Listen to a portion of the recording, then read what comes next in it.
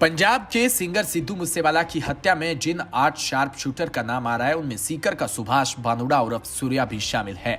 वो Lawrence Bishnoi gang से जुड़ा है और गैंगस्टर बलवीर बानुड़ा का बेटा है, जिसकी पहले बीकानेर जेल में हत्या हो चुकी है।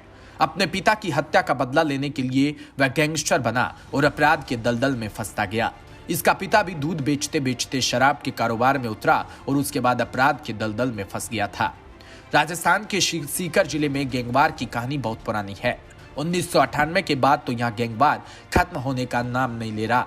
इसी गैंगवार की वजह से यहाँ पर कई गैंगस्टर हुए और उनका खात्मा भी हो चुका है।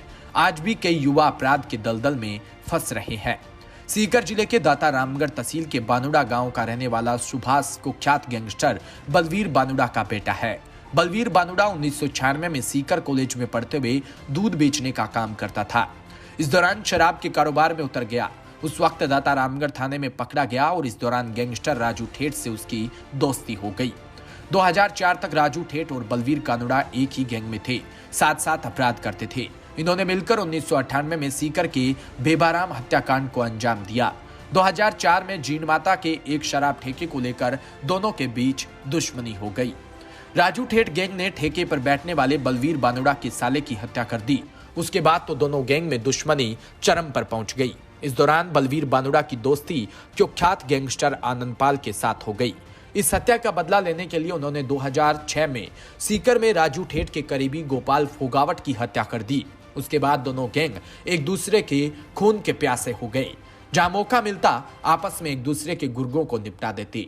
2014 में बीकानेर जेल में राजू ठेठ गैंग के जेपी गाडवाला और एक अन्य बदमाश ने आनंदपाल गैंग पर गोलियां चलाई। इस दौरान आनंदपाल तो बच गया, लेकिन बलवीर बानुड़ा मारा गया।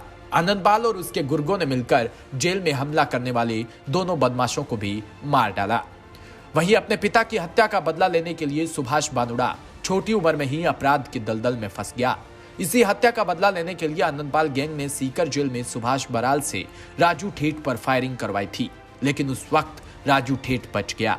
उसके बाद सुभाष बानुड़ा सुभाष बराल का करीबी हो गया और आनंदपाल के एनकाउंटर के बाद यह पूरी गैंग लॉरेंस बिश्नोई के संपर्क में आ गई।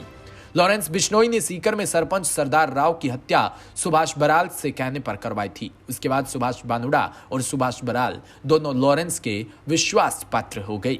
Bureau report, DPK news.